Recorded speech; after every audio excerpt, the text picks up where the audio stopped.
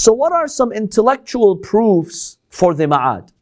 Imagine you have no verse, no hadith, or someone doesn't believe in the Quran or hadith.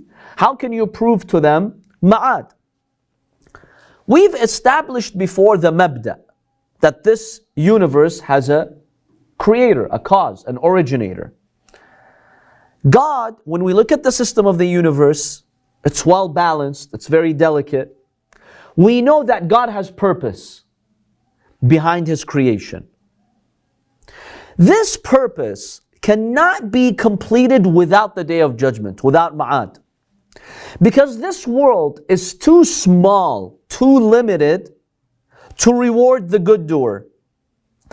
And it doesn't offer an opportunity to serve justice to the oppressor. Many oppressors can get away with their crimes. Without the afterlife, there is no point to this worldly life. What's the point of this worldly life? What, you live, you eat, you go to work, and then you die and you become dust? What have you achieved? And the one who suffered, how are they going to get compensated? The unjust evildoers, when will justice be served to them? Without afterlife, there's no purpose for life. And that negates the wisdom of God. When we see the grand creation of Allah, we see wisdom in every atom. It's based on a system.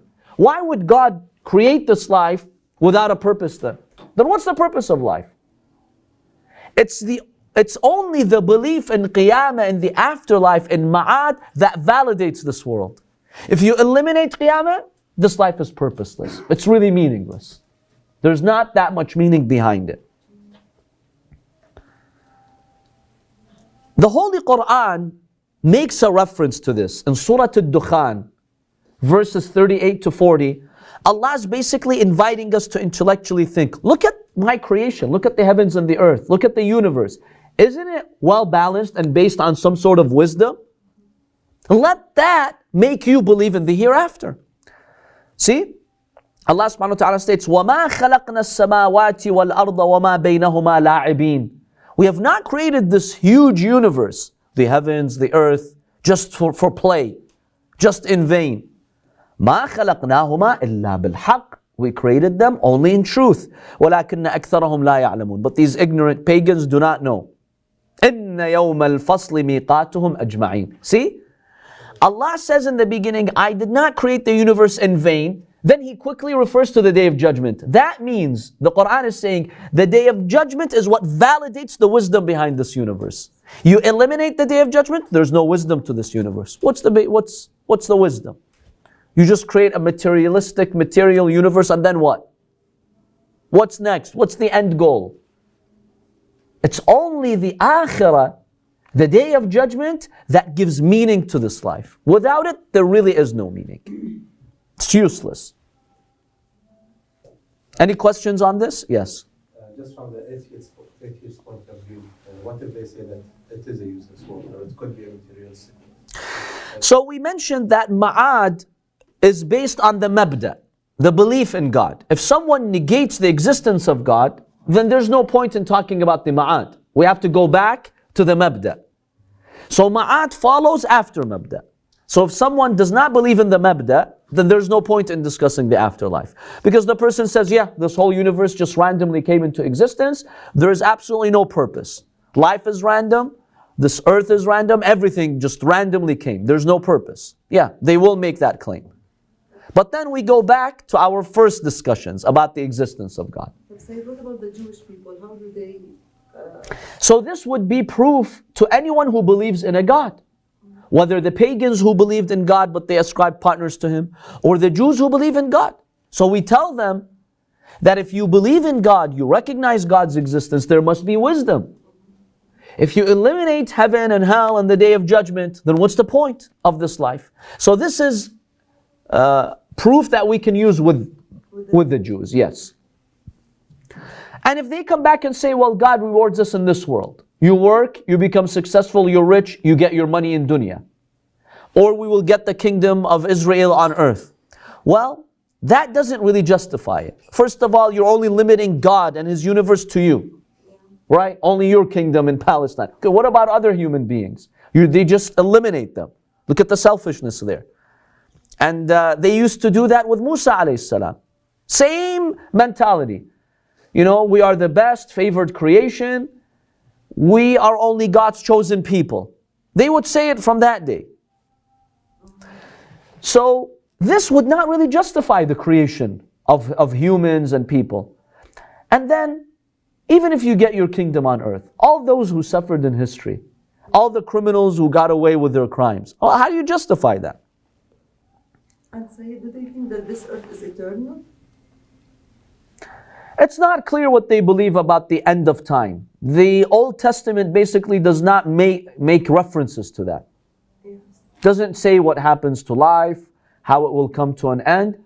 The core of their belief is the promised land, the kingdom of Israel. For people who are living, what are the dead? They believe in Raj'ah. They believe those good Jews who died, they will roll from their graves to Palestine and God will resurrect them in Jerusalem. Yeah? They do believe in that. Historically, that's been a very important part of their belief system. So then the core idea of the Day of Judgment is to establish justice.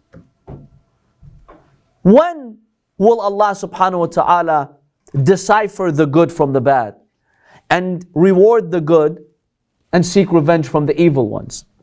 Allah subhanahu wa ta'ala states in a number of verses in the Holy Quran. For instance, Allah states, أَمْ نَجْعَلُ الَّذِينَ آمَنُوا وَعَمِلُوا الصَّالِحَاتِ كَالْمُفْسِدِينَ فِي الْأَرْضِ أَمْ نَجْعَلُ الْمُتَّقِينَ كَالْفُجَّارِ. Allah says, do you expect us to treat these two equally? The muttaqeen and the fujjar, the pious ones and the corrupt ones? Of course not. Allah says, we will distinguish the good ones. Well, where are the good ones going to be distinguished? Has to be the Day of Judgment. أَفَنَجْعَلُ الْمُسْلِمِينَ كَالْمُجْرِمِينَ. Allah is basically saying to those who deny Akhirah, you want us to treat those who submitted equally with those who were criminals and they become dust and that's it, they're the same? That's not fair. مَا لَكُمْ كَيْفَ تَحْكُمُونَ. What kind of judgment is this? أَمْ حَسِبَ الَّذِينَ اجْتَرَحُوا السَّيِّئَاتِ أَن نَجْعَلَهُمْ كَالَّذِينَ آمَنُوا وَعَمِلُوا الصَّالِحَاتِ. Those who continuously commit sins, they think we're going to put them with those who are righteous. Your graves are next to each other, you both become dust and that's it? No. Of course I will distinguish the believers. That distinguishing can only fully take shape on the Day of Judgment. Therefore, these are rational proofs that there must be a Day of Judgment. If you believe in God, you must believe in a Day of Judgment. Otherwise, you negate His wisdom and accuse Him of generating this life without any purpose. There's no purpose. So this is an intellectual proof for the Day of Judgment. The third piece of evidence that hints to the existence of the Akhirah is to look at the stages you go through in this life. See, in this life, we move from one stage to another stage. As we grow, we start to have desires and ambitions. And we're always trying to reach something, right? See, the human being is always on the go, trying to achieve something. But we never reach it. Have you seen the people around the world? All their ambitions and desires and what they want, they never reach it. Just recently I saw an article, a millionaire or a billionaire who's passing away. He has cancer and he's been told that he just has days left.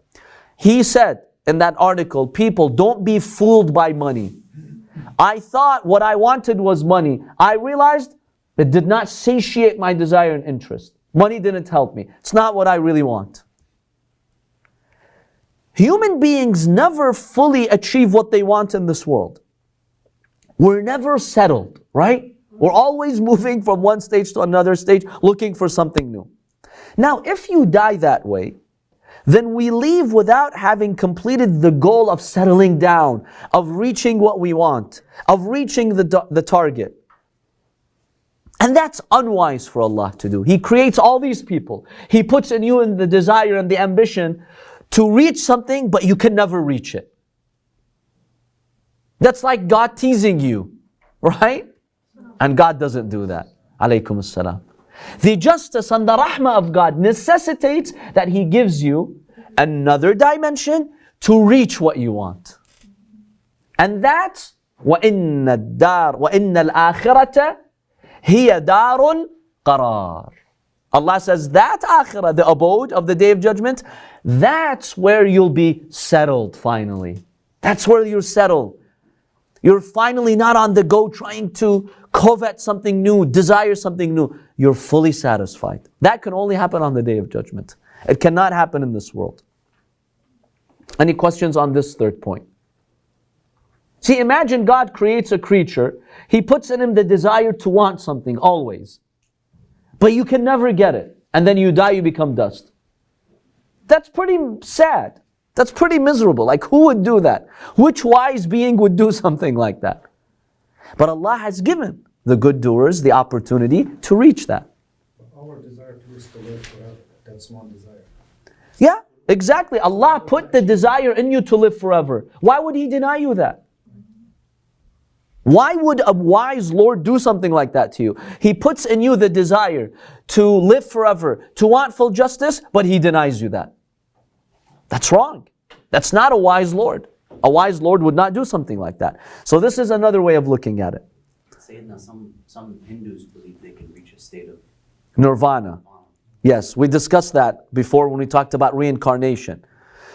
See, basically, that is another way of believing in the afterlife. Meaning that death is not the end. You will reach something by being united with the spirit of the universe. Now they've made some, corruptions to the true monotheistic beliefs, but the idea is there. That in this physical life, you can't get what you want.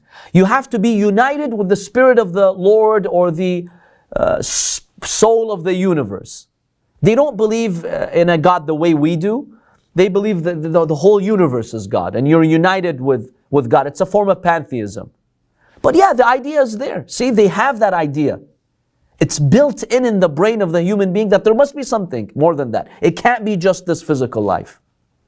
So that is further proof that pretty much all religions believe in some sort of afterlife. Now they may have different ways of conceptualizing it, but the idea is there. Number 4, Allah is the Rabb. What does Rabb in Arabic mean? Lord, Master, the one who takes care of you. Comes from tarbiyah. What's tarbiyah? To raise you, right? Now, Allah is our Lord, and He judges us because that's what a master does. If a master has a slave, the slave reports to who? To the master. Who is responsible for the slave? The master.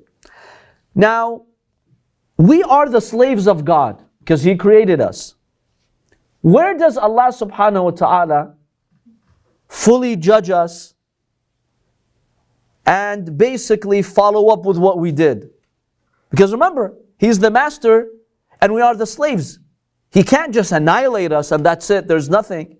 When do we go back to God and actually Allah subhanahu wa ta'ala, goes over with us with what we did? Goes over what we did. Just like a master does with a slave. He holds him accountable. What did you do? What did you not do? Let me give you the reward for this. Don't do this.